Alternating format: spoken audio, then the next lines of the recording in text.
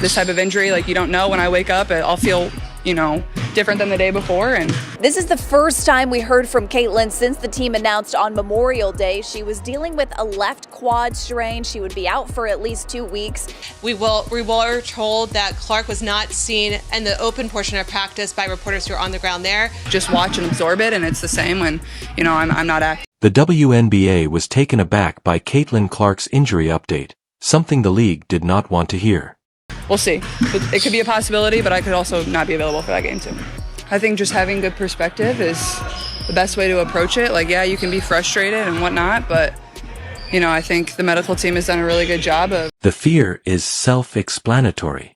The lifeblood of this entire enterprise is one woman, and they have pushed her to the point where she can no longer perform or maintain their vacant locations. Yeah, I'll be reevaluated this weekend, so I'll miss this weekend's game, but after that, it's, day by day and see how I feel and just kind of turn to the medical staff and what... When Caitlin Clark finally spoke up, everyone was shocked to learn that she would not be coming back early. Did we really believe she would? After the WNBA effectively allowed her to get beaten up every night like she's in a street fight, we're all supposed to be shocked that she's not rushing back. Please. I think the medical team has done a really good job of, doing my rehab every single day, staying in a routine, coming in, getting shots up. But more than anything, I think just focusing on being a really good teammate, being there for my teammates, being a voice. In the middle of a pivotal match on May 25th against the reigning champions, the New York Liberty, Clark fell, gripping her left quad. That is your most valuable player, the face of the squad, and your biggest draw. Clearly, the league didn't consider it to be a major issue. Been told so far by the team is that this is actually an injury that was separate from the quad tightness issue, as Caitlin Clark described it earlier in the preseason, that she dealt with before. So it's a little bit of an interesting situation given that it was the same. In the end, the fever announced itself on Memorial Day. She will be absent for a minimum of 2 weeks. Boom. The league as a whole abruptly started to fall apart, as though Scotch tape was keeping it together. Clark herself said that she will miss this weekend's game and that it will depend on how she feels each day, so don't hold your breath. The league can continue to take advantage of her and do nothing to protect her because she isn't endangering her career. Caitlin was asked when she's expected to come back. She told us she would be reevaluated after the weekend. After that, it would be day by day. The Fever are on the road for 2 road games before coming back to Gainbridge Fieldhouse next Saturday. June 9th is the date of the reevaluation, and let's be honest, no one is looking forward to her return like they would a Marvel film. She is a person, not a marketing machine. It's also clear that her patience has been taxed by this illness. What is Caitlin doing, though, while she is sidelined? Observing, learning, and acting as a leader from the sidelines. In the meantime, what is the league doing? I guess I'm blaming gravity. And the fans? Oh, they're furious, not just disappointed. The WNBA ought to have foreseen this, but they failed to do so. The moment Caitlin was hurt, it was like a nuclear bomb dropped on the entire ticket market. It was anticipated that the Chicago Sky game on June 7th would be a big success. Clark versus Rhee in the second round. Indeed, the price of tickets fell. Ahatet Venizo's age ranges from 14 to 80. It's not just a dip. It's a full-fledged fire sale. Visits were cancelled, hotels were compensated, and people simply came to the conclusion that it was not worth the gas money. I don't blame them, to be honest. Who would pay top cash to watch Angel Reese run about looking like she's in a Gatorade commercial while the league's true star is sidelined due to a fractured quad? Telling us she's been a connector between her coaches and teammates. They've gone 1-2 without her, and they'll be without her again this week. On social media, hashtags like Deus Protect Our Players and Boycott WNBA went popular. For once, the internet was also making sense. One tweet was spot on. Why support a league that can't protect its finest player?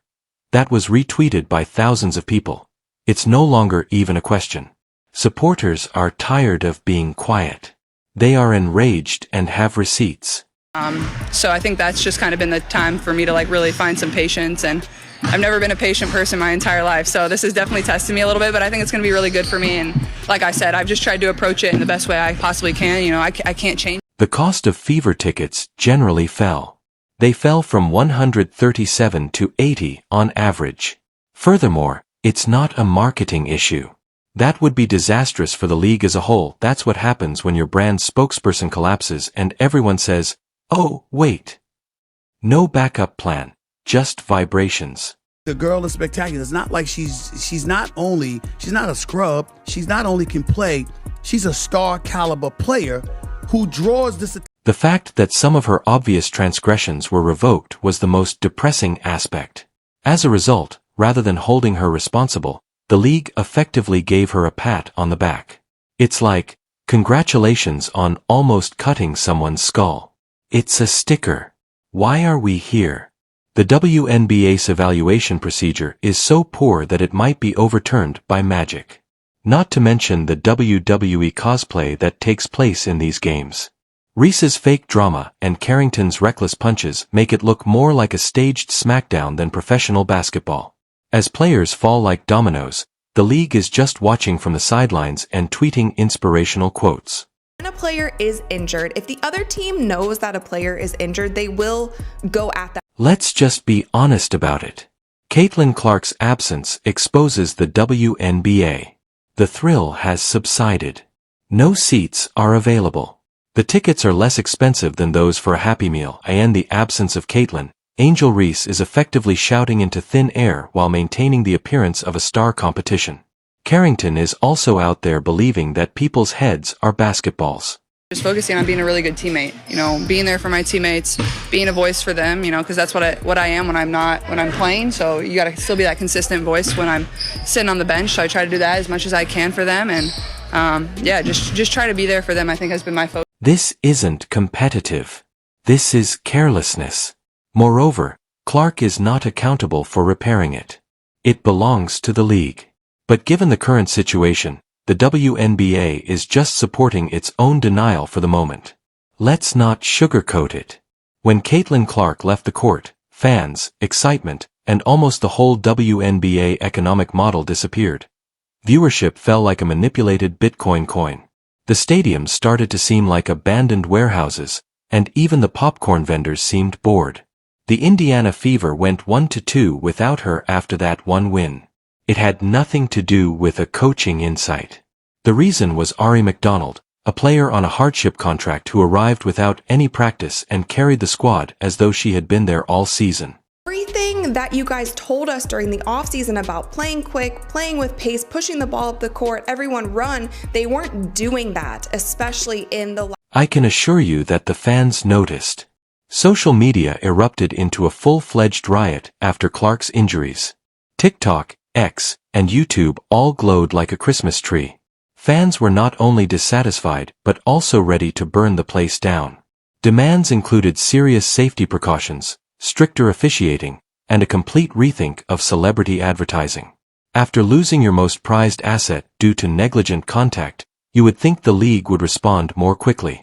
But the WNBA's official stance appears to be, no, let's hope no one asks questions. For the Fever, one thing to keep in mind is that this is a sort of situation where the next 2 weeks, luckily for them, the schedule is a little bit playing the Chicago Sky, the Connecticut Sun, who haven't won yet. So they are trying to hold down the fort for now, while Caitlin Clark will be... Even Chicago Sky fans, who were clearly eager to watch Reese finally get the rematch she can't stop talking about, announced in public that their tickets were being reimbursed. One fan actually said, "It's not worth it if Clark isn't playing." Think about buying a ticket to watch your own team and deciding it's not worth going because the star of the other team isn't playing. That's the Clark effect. That is also a problem for the WNBA.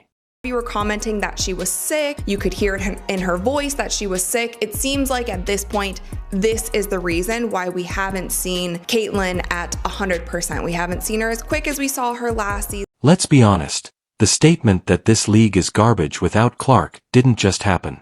The public was enraged by dirty plays, missed calls, and the league's PR team's total disappearance. The WNBA seems to have turned off its own accountability. There's up a lot of stuff when you're in the heat of battle, and after the game I had some pain and then got an MRI, and that kind of gave me the result that I didn't want to see, but those type of things don't lie, so yeah. Commentators were criticizing it. Fans were reposting videos of body slams being passed off as defense. Anarchy prevailed. Even worse, too many WNBA games rely on too few players. Where is the support for AJA Wilson? Where is the excitement surrounding Sabrina Ionescu? Angel Reese may have been suitably elevated despite all of her ostentatious antics if the league had known how to create stories about several people at once. Rather, we have a league that is barely hanging on, and as of right now, there is no prospect of a resolution.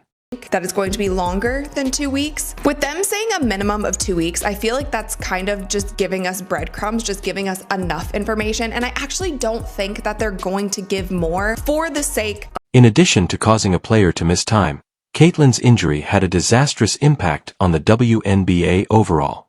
Would you like to talk about a turning point? This is it.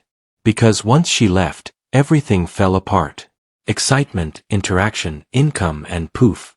Now, fans want answers. Adorable messages are not being sent by them. They want things to be different. They want to know why the NBA has load management, biometric technology, and expert trainers while the WNBA has YouTube videos and crossed fingers. We haven't seen her as quick as we saw her last season. If you have something going on in your legs, like your legs are actually a huge part of your shooting mechanics, something was thrown off. So if that part of her body was thrown off, it probably threw off the entire mechanic. The demands are clear. Make a significant financial commitment to player safety. Expand your marketing audience. Don't let players be decked in midair without making a clear decision. These teams also need to be trained on how to stop shooters from getting shut down every other night. It's still unclear when Caitlyn will return home. No one wants to go back quickly. In all honesty, she shouldn't even consider it until the league proves it can protect her. She is no longer only the participant. She is the brand, the face, the attraction, the source of revenue, and the entire ecosystem. Nevertheless, as she lies unmoving on the court, the league simply shrugs. The WNBA either matures now or watches its golden goose fly away and never looks back.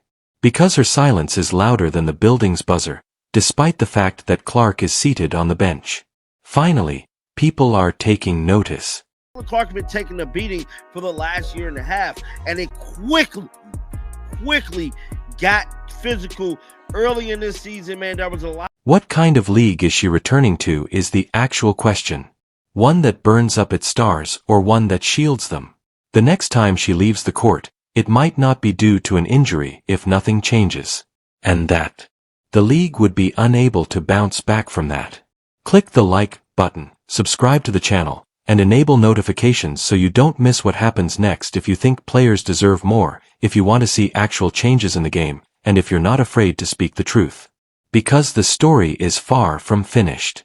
And believe me, the league as a whole will sense Caitlyn Clark's return.